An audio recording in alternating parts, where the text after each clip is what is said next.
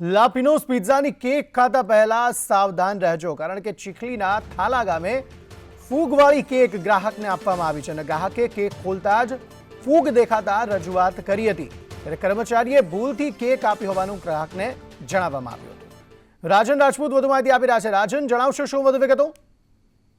જી બિલકુલ અંકિત, જે પ્રમાણે આપણે દ્રશ્યો બતાવી રહ્યા છે અને જે વિડીયોઝ આપણી પાસે આવ્યા છે એ પ્રમાણે ચીખલીના થાતા ગામની અંદર આવેલું જે આ લાપિનોઝ પિઝાની ઘોર બેદરકારી સામે આવી છે।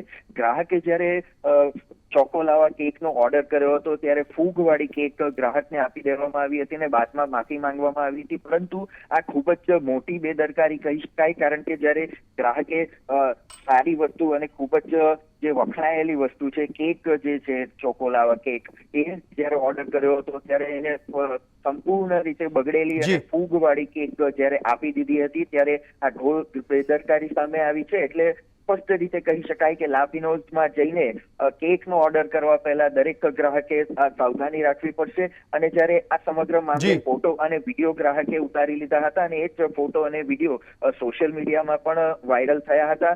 જોકે હવે આ મામલાની અંદર કોઈ કાર્યવાહી થાય છે કે કેમ તે હાલ જોવું રહ્યું। અંકિત, આભાર સમગ્ર માહિતી આપવા માટે।